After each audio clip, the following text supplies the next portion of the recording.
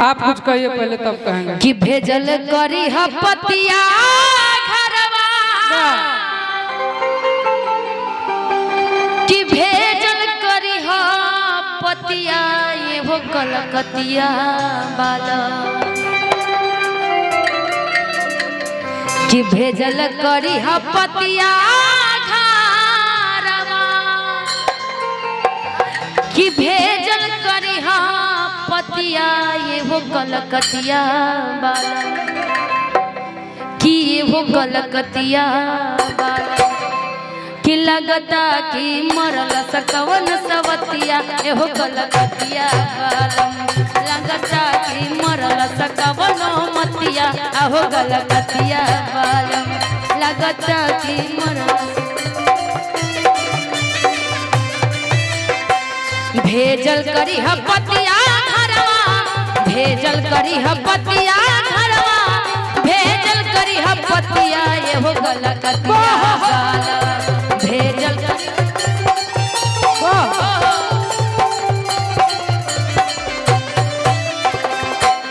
ये हो कलकतिया बाला,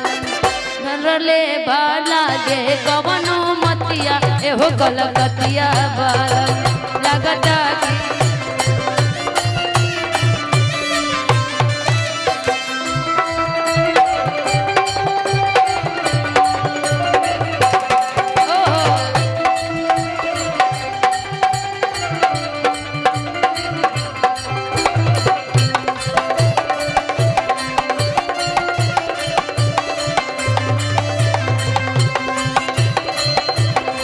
मती मारी है। राती में ना घूमे जइह, घर ही बनइह खइह,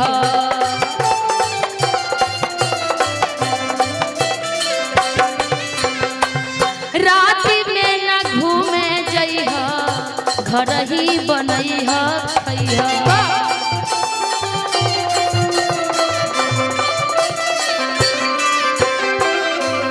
देखिए बाहर मत जाइएगा राती में, सुनती वो सोती है बहुत मती मारती है। राती में ना घूमे जइह, घर ही बनइह खइह, राती में ना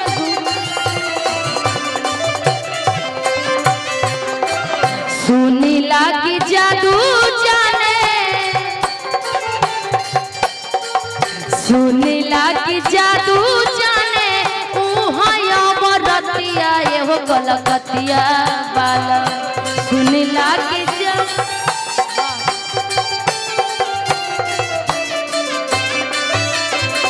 सुनी लागी जादू जाने बरतिया ये हो मगहिया बाला, कि ये हो कलकतिया बाला,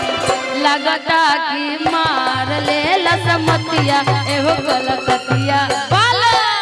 लगता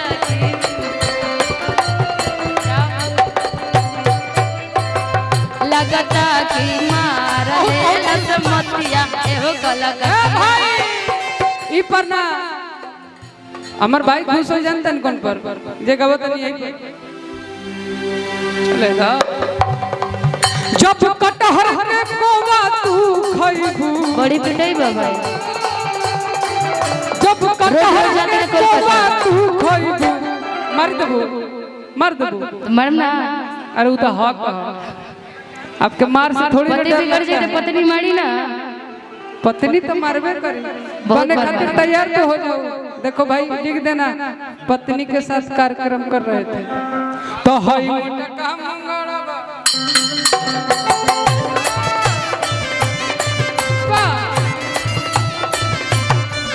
अरे ऊपर से बम्बा वहां गिर गईले, यही बम्बा लेकिन ये तो आपके लिए है। ऊपर से बम वहाँ गिर गईले, ऊपर से बम वहाँ गिर गईले, हमरा बिकू जी के टंगवा टूट गईले, हमरा बिकू जी के गोरवा टूट गईले, टूट गईले ठीक भइले, टूट गईले ठीक भइले, उनकर एने ओने घूमल छूट गईले, उनकर एने ओने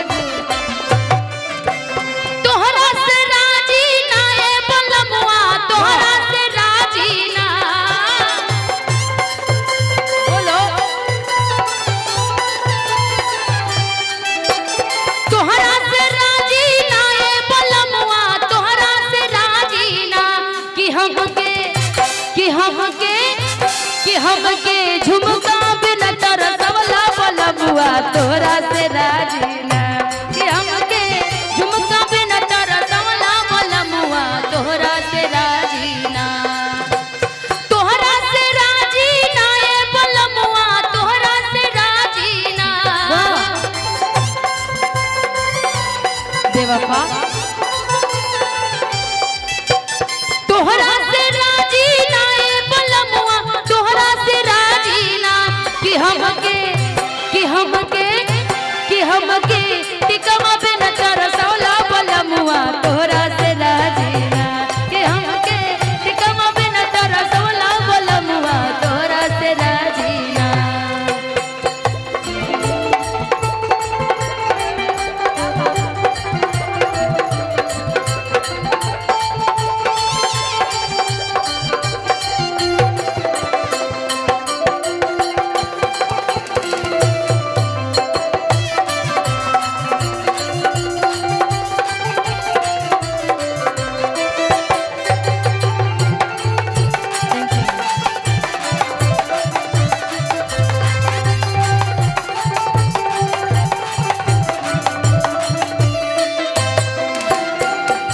हमरा से राजी ना वही ना कि तोहरा से राजी ना है बलमुआ तोहरा से राजी ये सब बात स्टेज पर अगर बोल दबू निशा जी तो हमार बुझा तो सदियों भी हवा ना हो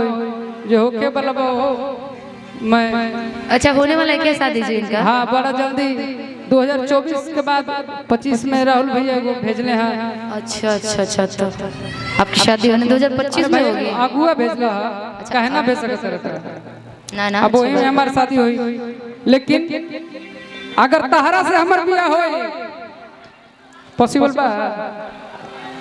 जनता जनता बियाह थोड़ी के कराई नहीं नहीं मेरे लिए तो मालिक मेरी जनता है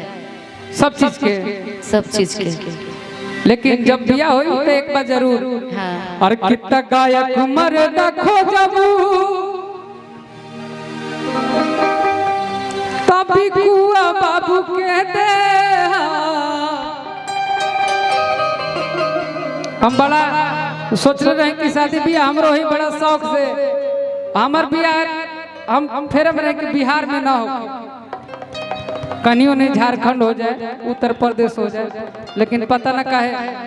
अब लगा था कि बिहार में हो लेकिन अगर ना हो बिहार में रही तो बाहर रही अना तो चल जीव कचड़ा में फिर सोच ले चाहते हैं बिहार में ही हो तो बिहार में रही और क्या चाहते हैं पता है तहार जहाँ भी हुई भैया तो जेबे करी में हम हो जाए लेकिन तहारा से पहले पूछ के जाए अरे कितना जैसन जैसन मारा दा खोजबू ओइसन ओइसन दे सुन प्यारी अब यही पट्टी ठीक रहा ए पट्टी में टाइम लगी कितना जैसन जैसन मारा दा खोजबू ओइसन ओइसन दे सुन प्यारी हो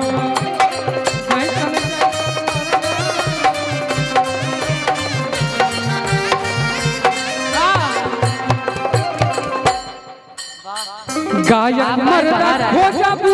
तभी कु बाबू के दे चल सकता है ना जी हाई ठीक है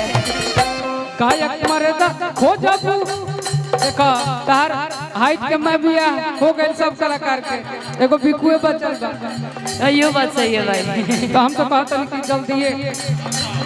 टिंकू भैया रहने से मैं हम कुछ ना कर अच्छा रुकिए आपके घर पे अगुआ भेजवाती पहले देखूं आपका घर द्वार रहन सहन सारी चीजें शादी जब भी किसी से करिए तो हर चीज देख के शादी करना चाहिए ना भाई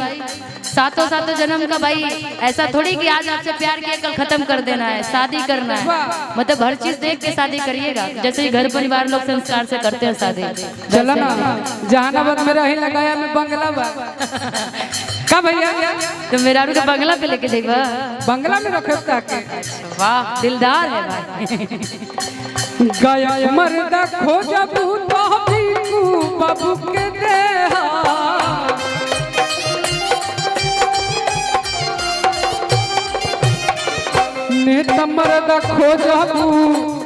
नेता मर्दा खोजबू हई भैया के देह सुन प्यारी हो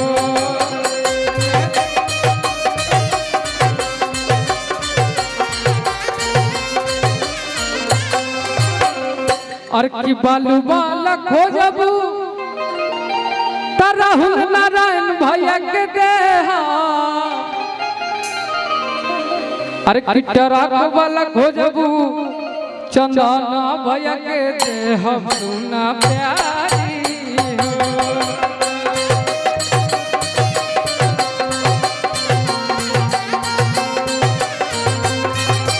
जैसन जैसन मारा खोजबू ओइसन ओइसन देहब सुना प्यारी हो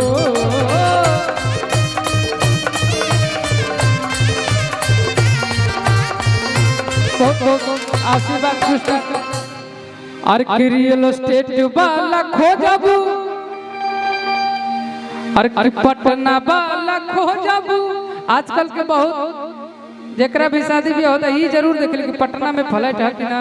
बिल्कुल भाई पटना में रह मैं इसीलिए तो तभी बोली कि सब कुछ देख के शादी करना चाहिए। और रियल एस्टेट वाला खोजबू अपन कुमुद भैया कह दे देखिए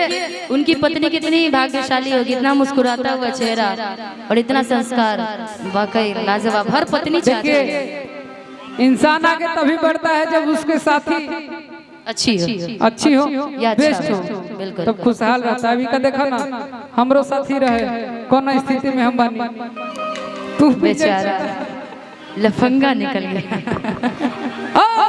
अभिनेता मरदा खोजबू पवन भैया के देहब सुना प्यारी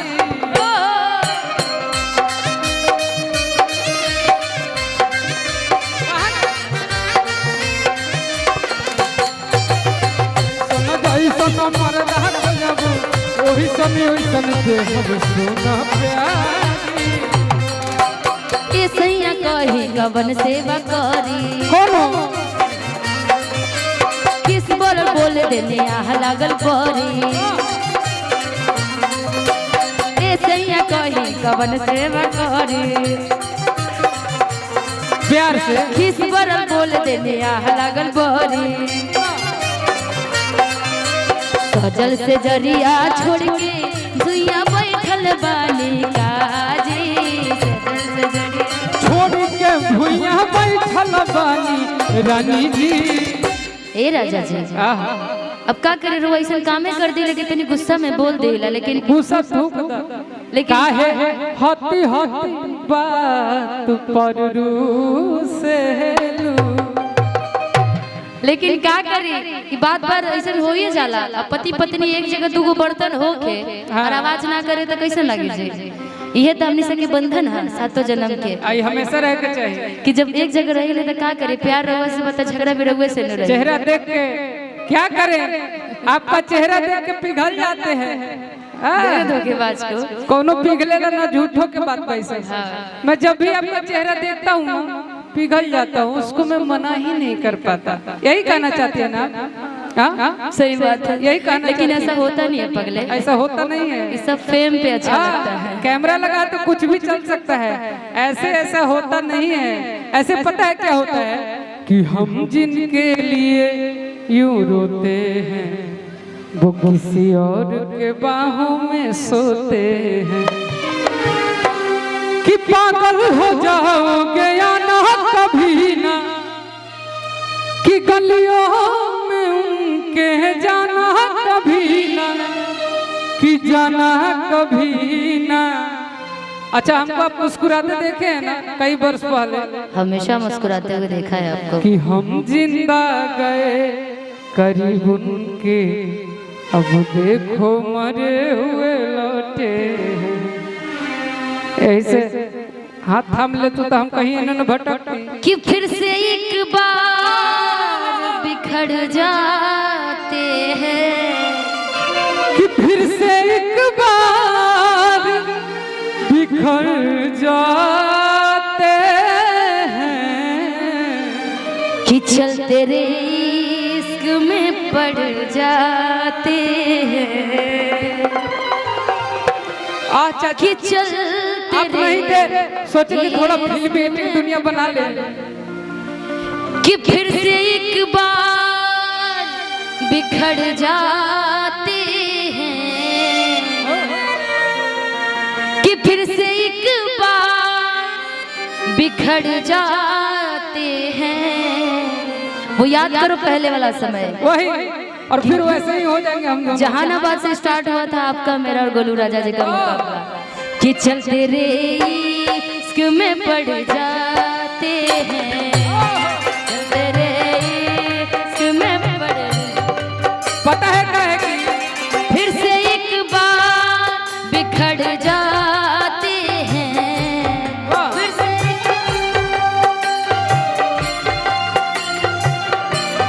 फिर से एक बार बिखर जाते हैं, चलते रे इश्क में पड़ जाते हैं, चलते रे इश्क में पड़ जाते हैं। हमें हर घड़ी यार तू है तुम्हारा,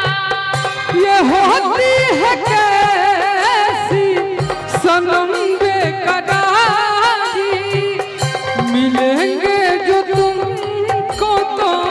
मिलेंगे जो तुमको तो बताएंगे हम बहुत प्यार करते हैं तुमको।